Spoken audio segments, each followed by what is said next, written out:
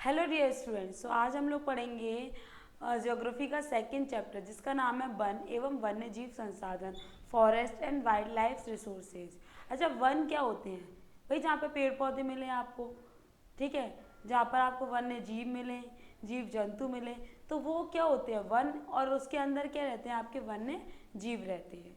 चलिए, इस ग्रह पर हम सूक्ष्म जीवाणुओं और बैक्टीरिया, जोंक से लेकर वटवृक्ष, हाथी, ब्लू व्हेल तक करोड़ों जीवदानों के साथ रहते हैं। ऐसा तो नहीं है कि हमारे जो क्या कहते हैं, हमारा जो प्लेनेट है, हमारा जो ग्रह है, उस पर सिर्फ मानव रहते हैं। नहीं, मानव के साथ साथ कई सारे माइक्रो ऑर्गेनिज्म रहते हैं, बैक्टीरिया रहते हैं, जोंक, वटवृक्ष, बहुत बड़े बड़े वृक्ष रहते हैं, हाथी, ब्लू व्हेल, छोटे छोटे जीवाश्मों से लेकर बड़े बड़े जीवधारी भी हमारे साथ रहते हैं। यह पूरा आवासीय स्थल जिस पर हम रहते हैं वो अत्यधिक जैव विविधता से भरा हुआ है। जैव विविधता क्या होती है? बायोडाइवर्सिटी। अच्छा, बायोडाइवर्सिटी या जैव विविधता क्या होती है?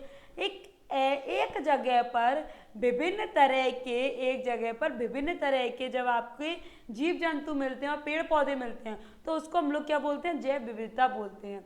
ठीक है, मानव एवं दूसरे जीवधारी एक जटिल पारिस्थितिकी तंत्र का निर्माण करते हैं जिसका हम एकमात्र हिस्सा हैं और अपने अस्तित्व के लिए विभिन्न तत्वों पर निर्भर करते हुए, उदाहरणतः वायु जिससे हम सांस लेते हैं, जल हम पीते हैं, और मृदा जो अनाज पैदा करती है। तो इन सब पर हम डिपेंडेंट है कि नहीं है भाई? पूरी तरह से निर्भर है। और मुझे तो ऐसा लगता है इसके बिना हम जी ही नहीं सकते। ठीक है, पौधे, पशु और सूक्ष्म जीवी उनका पुनः सृजन करते हैं। वन पारिस्थितिकी तंत्र में महत्वपूर्ण भूमिका निभाते हैं क्योंकि ये प्राथमिक उत्पादक होता है। जब प्राथमिक उत्पादक का मतलब देखो, ये वो है वन या पेड़ पौधे क्या होते हैं? प्रोड्यूसर होते हैं, उत्पादक होते हैं, जो अपना खाना स्वयं बनाते हैं, किसी के ऊपर डिपेंड नहीं रहते। ये जिन पर दूसरे ये किसी पर डिपेंड नहीं रहते हैं खाना बनाने के लिए, बल्कि सभी जीव जंतु या जो भी है सब इन पर डिपेंडेंट रहते हैं, ये किसी पर डिपेंडेंट नहीं रहते।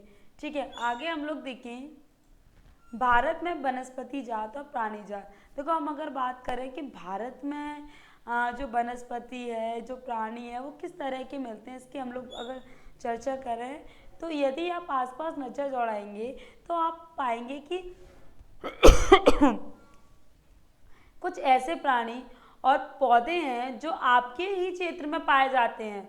वास्तव में भारत जैव विविधता के संदर्भ में विश्व के समृद्ध देशों, मतलब मुझे ऐसा लगता है कि जैसे पूरे विश्व की जो जैव विविधता है और उसमें अपन अगर भारत को कंपेयर करें, भारत की स्थिति, तो भारत उन समृद्ध देशों में से एक है। हमारे यहाँ पर भी जैव विविधता बहुत पाई जाती है क्योंकि हमारे यहाँ का क्लाइमेट ही ऐसा है। कहीं पर आपको मिलेगी गर्मी तो कहीं मिलेगी बहुत सर्दी, कहीं पर बहुत ज़्यादा बारिश, तो सब तरह का क्लाइमेट पाया जाता है अपने भारत में। तो अपने भारत में बायोडाइवर्सिटी भी ज़्यादा पाई जाती है। बायोडाइवर्सिटी इन द सेंस जैव विविधता काफ़ी ज़्यादा पाई जाती है। ठीक है, और जिसमें मैं बात करूँ आपसे नॉर्थ ईस्ट रीजन या उत्तर पूर्वी रीजन की बात करूँ तो वहाँ पर भी आपको बायोडाइवर्सिटी ज़्यादा से ज़्यादा देखने को मिलेगी। यहाँ विश्व की सारी जैव उपजातियों की 8% संख्या पाई जाती है। सोचो, 8% जितने फ्लोरा और फौना जो जातियाँ हैं, जो जैव उपजातियाँ हैं, उनके 8% लगभग 16 लाख प्रजातियाँ अपने यहाँ पाई जाती हैं। 16 लाख स्पीसीज अपने भारत में पाई जाती हैं। ये अभी खोजे जाने वाली उपजातियों से 2 या 3 गुना है। ठीक है, आप पहले ही भारत में पाए जाने वाले वनों और वन्य जीव संसाधनों के क्षेत्रफल और किस्मों के बारे में पढ़ ही चुके हैं कि भारत में किस तरह के वन पाए जाते हैं, किस तरह के वन्य जीव पाए जाते हैं। तो ये सब चीज़ अपन पहले ही पढ़ चुके हैं। आपने सोचा होगा कि इन संसाधनों का आपके दैनिक जीवन में क्या महत्व है। भाई सोचो, कभी आप जानते हो कि आपके दैनिक जीवन में जिस तरह से वन इम्पॉर्टेंट है, क्या कहते हैं, पेड़ पौधे इम्पॉर्टेंट हैं, इसी तरह से वन्य जीव भी आपके। भाई वन्य जीव, आप खुद सोचो कि आप वन्य जीवों पर डिपेंडेंट हो। आपको पता होना चाहिए कि अपने जो क्या कहते हैं ये पारिस्थितिकी तंत्र है, इसमें उत्पादक के साथ साथ उपभोक्ता की भी ज़रूरत है। और हमारा जो ये पारिस्थितिकी तंत्र है, ये वन्य जीव जो जाल है, तो ये जो खाद्य जाल है, इसको बनाए रखने के लिए हमें किसकी ज़रूरत पड़ती है? वन्य जीवों की ज़रूरत पड़ेगी ही पड़ेगी। ठीक है ना। आपने सोचा होगा कि इन संसाधनों का आपके दैनिक जीवन में क्या महत्व है। ये विविध वनस्पति जात और प्राणी जात हमारे हर रोज के जीवन में इतने गुथे हुए हैं कि हम इसकी कद्र नहीं करते। भाई हमें मालूम है, हमें देखो एक्चुअली क्या है ना, इंसान वही करता है जो उसके लिए हानिकारक होता है, मतलब उसके अलावा सबके लिए हानिकारक होता है। वो उसको ये नहीं है कि हम लोग ये नहीं सोचते कि आगे जाकर हमारा क्या होगा। हम लोग ये सोचते हैं कि अभी क्या हो रहा है, अभी जो हो रहा है वो होना चाहिए, ठीक है। सो कद्र नहीं करते, परंतु पर्यावरण के प्रति हमारी असंवेदना मतलब हम सिंपैथाइज है ही नहीं पर्यावरण के प्रति। हमें लग ही नहीं रहा पर्यावरण हमारे लिए इम्पोर्टेंट है या नहीं, हम पर्यावरण के प्रति बिल्कुल भी सिंपैथाइज नहीं है। तो इससे क्या हो रहा है कि कुछ समय से इन संसाधनों पर बहुत ज़्यादा भारी दबाव पड़ा है, ठीक है। आगे हम लोग देखते हैं अब देखो वन्य जीवों का संरक्षण बहुत ज़रूरी है। भाई ज़रूरी हो भी क्यों ना, मुझे तो ऐसा लगता है ज़रूरी क्यों ना हो भाई, ये जो जीव जंतु हैं इन्हीं के सहारे तो हम लोग जी रहे हैं। सारे ये जीव जंतु हमारे जीवन में बहुत ज़्यादा महत्वपूर्ण भूमिका निभाते हैं। सो वन्य जीव एवं वनों के तेजी गति से हो रहे ह्रास के कारण इनका संरक्षण बहुत ज़्यादा आवश्यक हो गया। देखो तुम सोचो क्यों ज़रूरी है। जैसे मान के चलो चूहे हैं, तो चूहों को कौन खाता है, बिल्ली खाती है। अब मान के चलो कि बिल्ली नहीं है, बिल्लियों का वो ख़त्म हो गया, बिल्ली ख़त्म हो गई हैं, या फिर इनसे बड़े वाले जीव आपके ख़त्म हो गए हैं, तो क्या होगा, ये बढ़ते जाएंगे बढ़ते जाएंगे बढ़ते जाएंगे, इनकी प्रजातियों और दिन दुगनी चार चौगनी बढ़ती ही जाएंगी। तो भाई आपका जो पारिस्थितिकी तंत्र है, ये पारिस्थितिकी जाल है, उसको बनाए रखने के लिए भाई जो ऊंचे दर्जे का जानवर होगा, जो बड़ा जानवर होगा वो छोटे जानवर को खाएगा, छोटा उससे छोटे को खाएगा। तो भाई ये जो बैलेंस है, ये अगर वन्य जीव बनाए रखे तो अच्छा है, हम बनाएंगे तो हानिकारक हो जाएगा।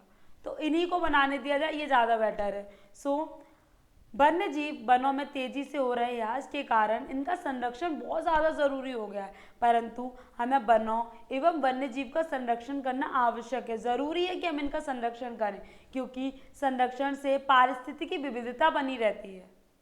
किसी एक जानवर या किसी एक जंतु की क्या कहते हैं बढ़ोतरी नहीं होती, सभी इक्वालिटी पर रहते हैं और पारिस्थितिकी विविधता मतलब अलग अलग तरीके के जानवर हमें मिलते रहते हैं, तथा हमारे जीवन साध्य संसाधन जलवायु और मृदा बने रहते हैं।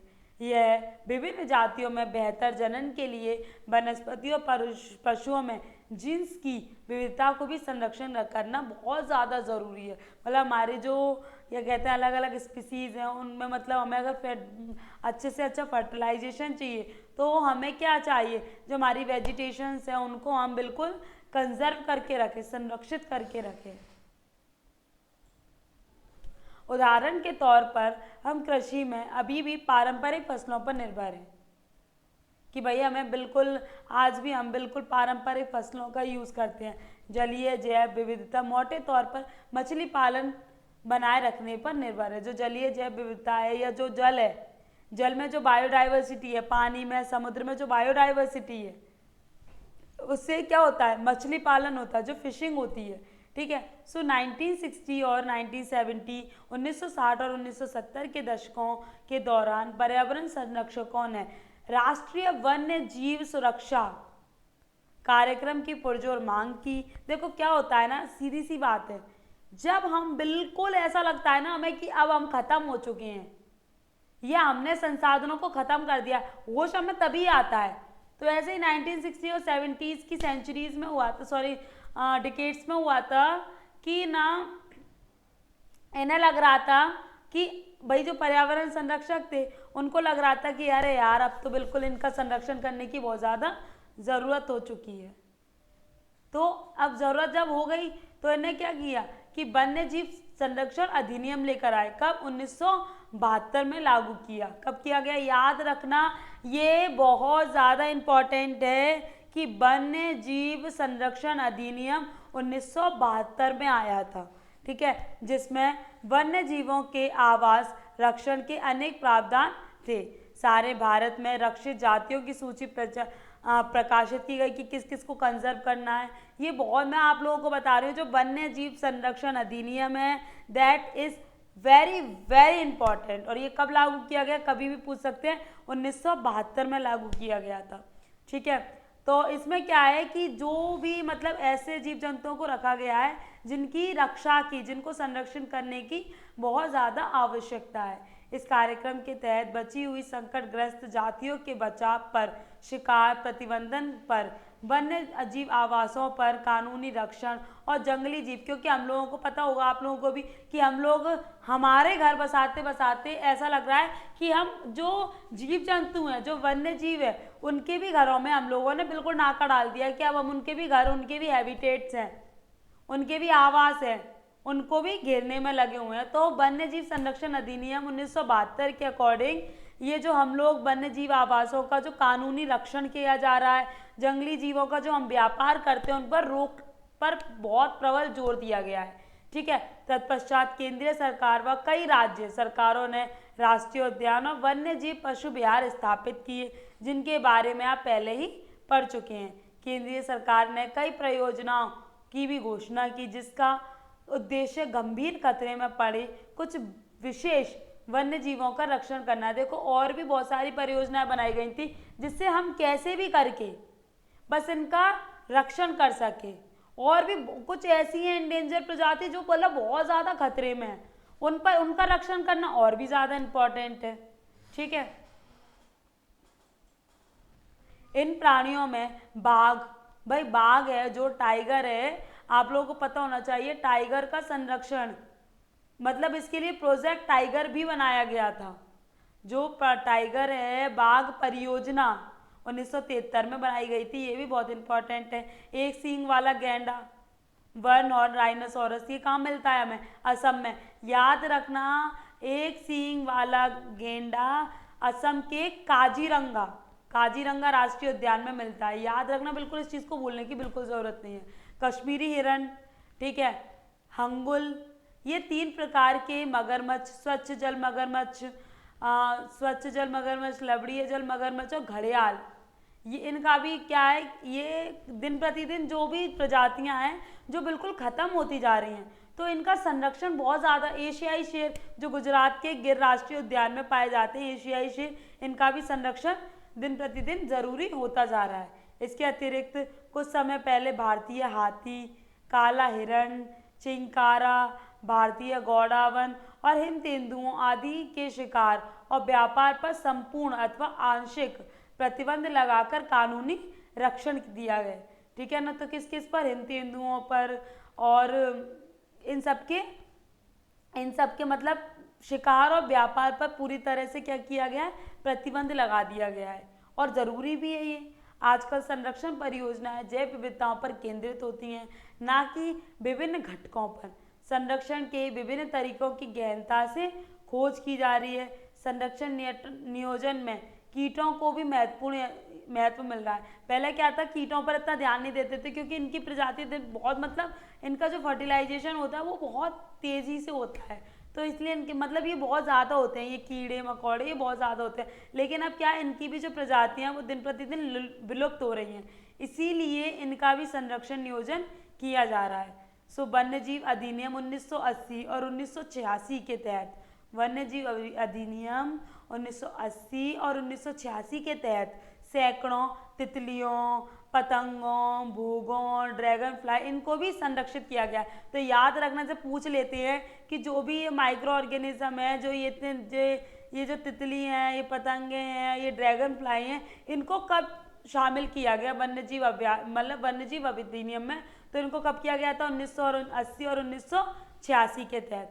और एक और बात है कि 1991 में जो पौधों की जातियाँ थी, 6 जातियाँ, इनको भी पहली बार ये जो वन्य जीव अधिनियम है, संरक्षण अधिनियम, इसमें शामिल कर लिया गया था, मतलब इसकी सूची में शामिल कर लिया गया था। ये याद कर लेना, आप लोगों से एग्जाम में पूछा जा सकता है, स्पेशली एमपी बोर्ड से कई बार पूछा गया है। ठीक है, वन्य जीव संरचना में बाघ, आई मीन टू से टाइगर, एक महत्वपूर्ण जंगली जाति है। मैंने अभी बताया था कि 1973 में अधिकारियों ने, जो ऑफिसर्स थे, उन्हें पाया कि देश में बस 20वीं शताब्दी के आरंभ में बाघों की संख्या अनुमानित 55,000 से घटाकर 1,827 हो गई है। सोचो, एक टाइम था जब अपने पूरे विश्व में कितने वो थे बाघ, कितने बाघ थे? 55,000 अपने देश में, 55,000, और उनसे घटकर कितनी हो गई थी? 1,827। अब ये तो बहुत सोचने वाली बात है, क्योंकि जो अपना बाघ है, टाइगर है, ये अपने पारिस्थितिकी तंत्र का सबसे उच्चतम प्राणी है। तो भाई उसका होना तो ज़रूरी है, जैसे घर में बड़े बुजुर्गों का होना ज़रूरी है, लेकिन ऐसा कुछ नहीं है। लेकिन इसका होना, बाघों का होना पारिस्थितिकी तंत्र के लिए बहुत ज़्यादा इम्पॉर्टेंट है। सो बाघों को मारकर उनको व्यापार के लिए चोरी करना, आवासीय स्थलों का सिकुड़ना, भोजन के लिए, हमारे तो इतने नए नए फैशन है कि हमें क्या कहते हैं, बाघों की, जो बड़े बड़े हीरो होते हैं वो बाघों की, जो टाइगर है, टाइगर की स्किन की, टाइगर की खाल की जैकेट पहनना पसंद करते हैं। तो यही सब चीज़ें थी जिससे जो बाघों की संख्या थी वो घटती जा रही थी, लोग उनका शिकार कर रहे थे। ठीक है, बाघों की खाल से क्या बहुत अच्छी अच्छी चीज़ें बनाई जाती हैं, तो उसका व्यापार हो रहा था। उनकी हड्डियों से एशियाई देशों में परंपरागत औषधियों का प्रयोग के कारण, मतलब क्या था, अपने जो देशों में परंपरागत औषधि हैं उनको, उनके लिए भी इसका यूज़ किया जा रहा था, बाघों की हड्डियों का। अब भाई आप जब इस तरह से इतनी तेज़ी से जब उनका यास करोगे, जब उनका मिसयूज़ करोगे, तो ऑब्वियस सी बात है वो विलुप्त हो जाएंगी। चूँकि भारत और नेपाल दुनिया की 2/3 बाघों को आवास उपलब्ध कराते हैं, मतलब बाघ सबसे ज़्यादा क्या है, अपने भारत में मिलते हैं। और इवन आप लोगों को पता होना चाहिए कि बाघ, हमारा राज्य, हमारा जिस राज्य में हम लोग रहते हैं, आई मीन टू से मध्य प्रदेश, मध्य प्रदेश को टाइगर स्टेट भी बोला जाता है, बाघ राज्य भी बोला जाता है। अतः यह देश की शिकार, बोरी और गैर कानूनी व्यापार करने वालों के मुख्य निशाने पर हैं। ठीक है, प्रोजेक्ट टाइगर, मैंने बताया था अभी, प्रोजेक्ट टाइगर कब आया था? बाघ परियोजना 1973 में आई थी। बाघ संरक्षण मात्र एक संकटग्रस्त जाति को बचाने का प्रयास नहीं है, अपितु उसका उद्देश्य बड़े आकार पर जैव जाति को भी बनाना, मतलब कैसे भी करके बाघों का संरक्षण करना है। उत्तराखंड में, आप देखो ये फैक्ट है, और ये आपके मल्टीपल चॉइस में भी आ सकते हैं, आपके वन वर्ड में भी आ सकते हैं, इवन क्या कहते हैं, आपके वन वर्ड में, फिलिंदा ब्लैंक्स में, ट्रू फॉल्स में, किसी में भी आ सकते हैं। तो याद रखना, उत्तराखंड में कॉर्बेट राष्ट्रीय उद्यान है। ठीक है, कॉर्बेट राष्ट्रीय उद्यान कहाँ पर है? उत्तराखंड में। उसके अलावा पश्चिम बंगाल में कौन सा राष्ट्रीय उद्यान है? सुंदरवन। सुंदरवन राष्ट्रीय उद्यान कहाँ पर है? पश्चिम बंगाल में। अच्छा, सुंदरवन का नाम सुंदरवन क्यों है? याद रखना, क्या है ना, इस वन में एक सुंदरी नाम का वृक्ष पाया जाता है, इसलिए इसको सुंदरवन बोला जाता है। ठीक है, मध्य प्रदेश में बांधवगढ़, राजस्थान में सरिस्का। याद रखना, बांधवगढ़ कहाँ पर है? मध्य प्रदेश में, और सरिस्का कहाँ पर है? राजस्थान में। ये याद रख लो, मैपिंग में भी आ सकते हैं। असम में असम मानस, इसे ऐसे याद रखो। और केरल में पेरियार बाघ सेंचुरी है, मतलब बाघ रिजर्व है। ठीक है ना।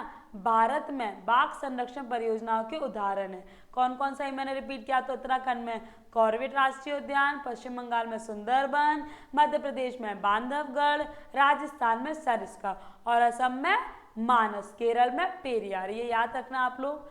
आगे हम लोग देखते हैं, चलिए कहाँ तक है हमारा ये चैप्टर। थोड़ा सा और रह गया है, सो हम इसे कंप्लीट करने की कोशिश करेंगे। यदि हम वन्य और वन्य जीवों को संरक्षित करना चाहें और इनका प्रबंधन नियंत्रण करना चाहें तो बहुत कठिन है। ठीक है, भारत में अधिकतर वन और वन्य जीवन या तो प्रत्यक्ष रूप में सरकार के अधिकार क्षेत्र में है, या वन विभाग अथवा वन विभागों के जरिए सरकार के प्रबंधन में है। मतलब जरूरी है, मतलब ये वन विभाग में आते हैं। ठीक है, अधिकतर वन। तो देखो, इनमें वन है ना अपने, उनको अपन लोगों ने कितने भागों में विभाजित किया हुआ है। तो देखिए, सबसे पहला है आरक्षित वन, रिजर्व फॉरेस्ट। ये क्या है? भारत के आधे से अधिक वन क्षेत्र आरक्षित वन घोषित किए गए हैं। कितने, ये याद रखना, कितने कौन से, तो आरक्षित वन क्या किए गए हैं, आधे से अधिक वन क्षेत्र आरक्षित घोषित किए गए हैं। जहां तक वन और वन्य जीवों के संरक्षण की बात है, आरक्षित वनों को सर्वाधिक मूल्यवान माना जाता है, क्योंकि यहाँ पर वनों को बिल्कुल संरक्षित करके रखा जाता है। ठीक है, यहाँ पर किसी को भी घुसने की आज्ञा नहीं होती है। नेक्स्ट है रक्षित वन। वन विभाग के अनुसार देश के कुल वन क्षेत्र का 1/3 हिस्सा रक्षित है। कितना, 1/3। इस वनों को अधिक नष्ट होने से बचाने के लिए सुरक्षित, मतलब ये वन क्या है, इससे ज़्यादा जितने नष्ट हो जाए उससे भी ज़्यादा नष्ट ना हो, इसके लिए रक्षित वन बनाए जाते हैं। और लास्ट है अवर्गीकृत वन। अवर्गीकृत वन कौन से होते हैं, अन्य सभी प्रकार के वन और बंजर भूमि जो सरकार और व्यक्तिगत समुदायों के स्वामिकृत में होते हैं वो अवर्गीकृत होते हैं। इसमें तो क्या है, घुसने की भी परमिशन होती है। तो ये आपके 3 तरह के वन है, आरक्षित, रक्षित और अवर्गीकृत। आगे आपका टॉपिक है आरक्षित और रक्षित वन ऐसे स्थायी वन हैं जिनका रख रखाव इमारती लकड़ी अन्य पदार्थों एवं उनके बचाव के लिए किया जाता है। मध्य प्रदेश में सबसे ज़्यादा वन भी पाए जाते हैं, याद रखना। सो मध्य प्रदेश में स्थायी वनों के अंतर्गत सर्वाधिक क्षेत्र, मतलब सबसे ज़्यादा परमानेंट फॉरेस्ट है, जो कि प्रदेश के कुल वन क्षेत्र का कितना परसेंट है, 75%। तो सबसे ज़्यादा वन कहाँ पर पाए जाते हैं, अपने मध्य प्रदेश में। इसके अतिरिक्त जम्मू कश्मीर, आंध्र प्रदेश, उत्तराखंड, केरल, तमिलनाडु, पश्चिम बंगाल, महाराष्ट्र में भी वनों का बहुत ज़्यादा, मतलब सबसे ज़्यादा वन पाए जाते हैं। ठीक है, जबकि बिहार, हरियाणा, पंजाब, हिमाचल, उड़ीसा, यहाँ क्या है ना, रक्षित वन ज़्यादा पाए जाते हैं, जहाँ पर वनों की रक्षा की ज़रूरत पड़ती है। पूर्वोत्तर के सभी राज्यों में और गुजरात के अधिकतर वन क्षेत्र अवर्गीकृत है।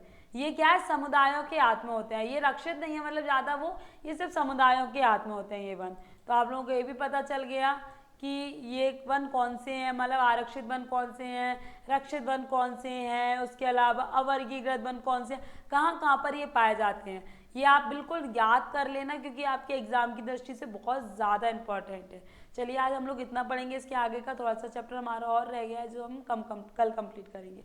Okay, bye students.